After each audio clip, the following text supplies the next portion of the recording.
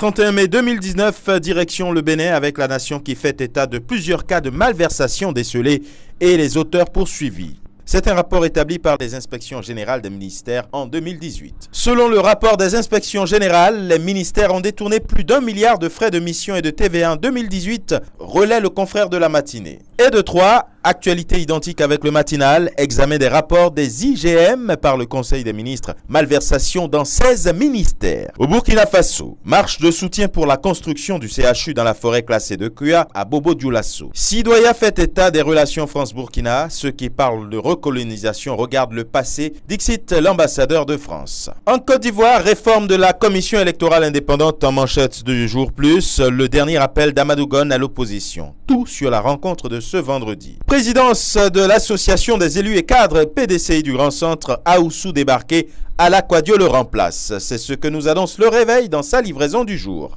Et pendant ce temps, à la une du quotidien Le Patriote, il est question de discussion sur la recomposition de la commission électorale indépendante, les raisons obscures d'un boycott et l'appel à la raison du gouvernement. Affaire troisième mandat en 2020, voici ce qu'Alassane Ouattara a enfin décidé, les dernières confidences livrées par le quotidien Le Sursaut. Au Cameroun, avec le jour, il est question des présidentielles de 2018 et l'Union africaine s'intéresse à la crise au pays de Paul Biya. À Maroua, le Lamido suspend les prières dans une mosquée pour raison de sécurité, c'est ce que nous dit l'œil du Sahel. Et avec mutation, magistrature, l'après Foumanakam a commencé. Les nominations au sein du Conseil supérieur annoncent une réunion de 7 instances, 5 mois après le décès de l'influent secrétaire permanent. Info Matin titre ce jour, mort suspecte, un cadavre encombrant à l'ambassade des États-Unis. Une Camerounaise, employée de maison chez un diplomate américain, est décédé dans des circonstances troubles et enterré en catimini, dit le journal. Au Sénégal, le Soleil parle d'avancées majeures vers l'équité. Malaise au PDS, Walf Quotidien nous annonce qu'Oumar Sarr est écarté. Vox Populi lui dit « Sonko tue le dialogue et flingue l'opposition. Macky Sall nous aura en face de lui une opposition ferme, radicale. » L'enquête présente la Dream Team de la commission cellulaire du dialogue politique. Information relayée par le quotidien Commission cellulaire du dialogue politique, la GL Nyang dirige la troupe.